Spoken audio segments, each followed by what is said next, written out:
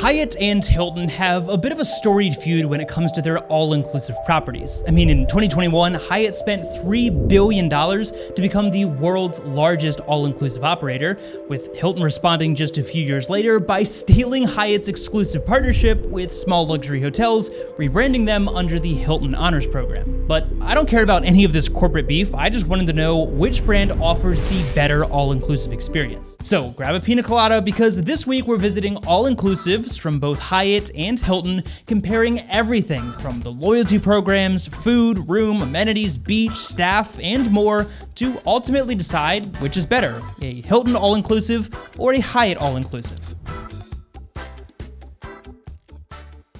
After a short flight to Montego Bay, Jamaica, which you can learn more about in this video, we checked into the Secrets Wild Orchard Montego Bay. But before we get into that, let me explain how we booked this first property for free. Okay, really quick, we are making an entire video about Jamaica using miles and points, so if you want all the details, then definitely check that video out. But I do want to briefly cover the fact that this first all-inclusive, which is a Hyatt Category D, which means it's 30,000 points per night on a standard night, was booked for 3 nights, so it was 90,000 points. It would have been about $2,500 if we paid in cash. So this first property was about 2.83 cents per point, which is really good.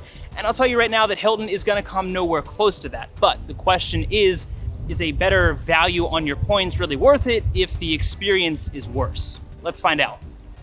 So, as I alluded to there, our experience at this particular Hyatt was interesting at best. But we have had great experiences at other Hyatt All-Inclusives in the past, so we will be considering all of those when we compare all the details in a minute.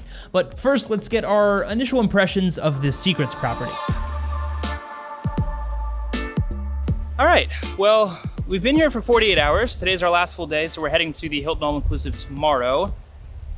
And I hate to say it, but this has been a letdown. Yeah, it has not lived up to the hype that we made it out to be in our heads. It's very possible that, number one, the last place we were at was the Maldives, so keep that in mind. The other thing is we had heard really good things about Secrets. We stayed at a Category B all-inclusive last year, so this is a Category D, so technically it's 2 categories better. But again, just comparing it to other all-inclusive experiences we've had with Hyatt and other brands, it just didn't live up to what we thought it would be. Now, I do also want to give them credit though, because there has been a business conference going on here, so I think it's just very busy. I feel like it's important to keep in mind that this is a sample size of 1. So while we're trying to compare Hyatt All-Inclusives to Hilton All-Inclusives, we are using 1 property as the example for each, so we have had really great experiences with Hyatt All-Inclusives in the past. It's very possible that we just struck out on this one, but I am very curious to see what the Hilton All-Inclusive is gonna be like, especially because it's a small luxury hotel, and as you might know, there's a little bit of drama there between Hilton and Hyatt, so that should be interesting. Anyway,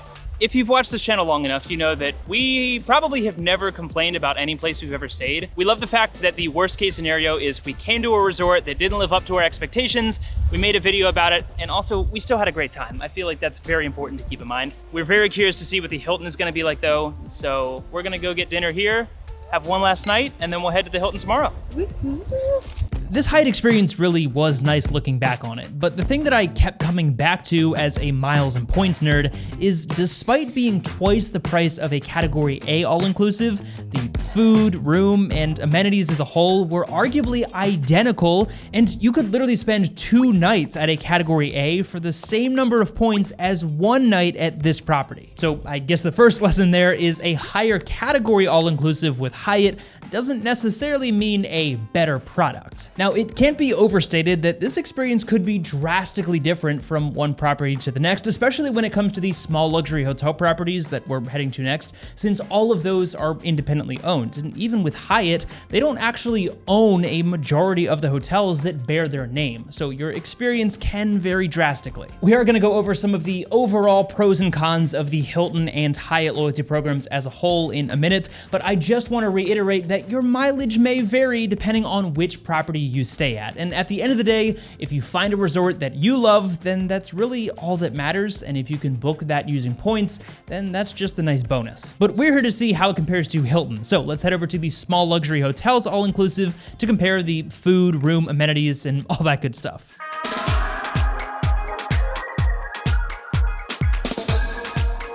Okay, we've been at the S Hotel here, the small luxury hotel, for about 30 seconds already.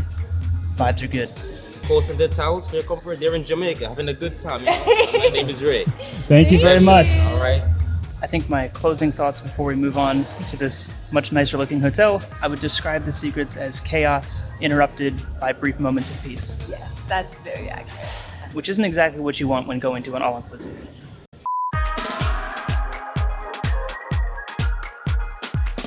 All right, initial thoughts, Erin? So far, so good. We got upgraded to an ocean view room, so. Yeah, so we booked a junior suite, which is, just the cheapest option that's available with points, and they upgraded us. We actually only have gold status with Hilton, not their highest status, which is called diamond status. We have globalist with Hyatt, which is their highest. They didn't upgrade us or really give us any benefit for our globalist status, and we don't even have grade status with Hilton, and we still get an upgrade.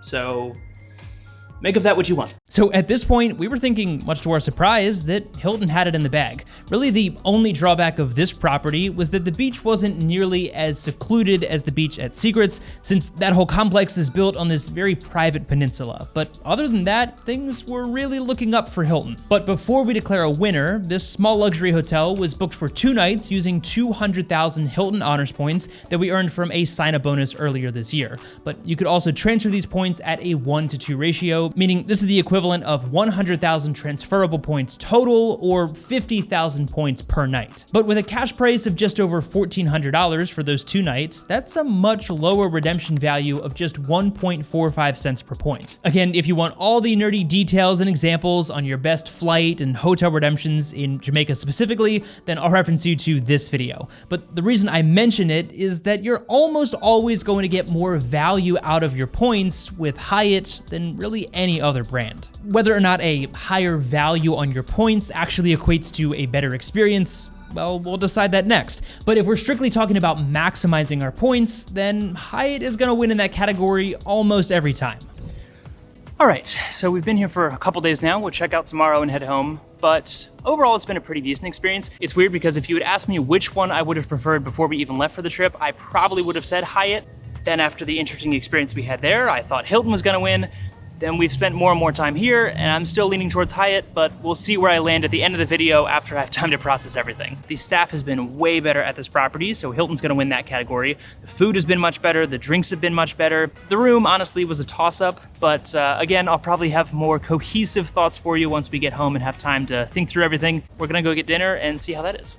So this really is a tough one, and if we were just comparing these 2 resorts, I'd go with Hilton 9 times out of 10. The staff was better, the food was better, and we actually got some tangible benefits out of our gold status, while Hyatt, despite having their highest, much harder to earn status of globalist, it really did nothing for us. Obviously, most of those benefits are subject to availability, but we had to awkwardly explain the benefits of globalist to the staff just to get small perks, and even after all of that, there was just a lot of weird random stuff like getting charged a late checkout fee even though we didn't use late checkout. I don't want to rag on this property too hard though, because I'm really not the type of person to get upset about that kind of thing, so we really just rolled with it, but it was a bit odd. However, taking all of our all-inclusive experiences into account from the past, I think as a mile and points nerd, I'm still gonna have to go with Hyatt for this comparison, mainly because of their fixed award chart, which means that a free all-inclusive vacation could be just 1 sign-up bonus away on certain credit cards. But it's also worth mentioning the fact that if you're like me and you don't drink that much, or maybe you're just looking to pay cash for a nice meal,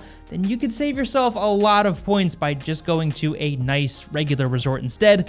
But that's probably a topic for an entirely different video. Well, despite some of the unexpected surprises, we have very much enjoyed our time at both of these all-inclusives. It is sadly our last night of this trip, so we're gonna fly home tomorrow, but we thought what better way to end the trip than with a screening of arguably the greatest piece of cinema ever created. Cool running. Cool running. You know the drill. If you want to plan a trip like this for yourself, there's links in the description for both Daily Drop Pro and our top travel credit cards page, and using those links does help support all of this free content, which we really appreciate. But as always, thank you so much for watching, and we'll see you next week.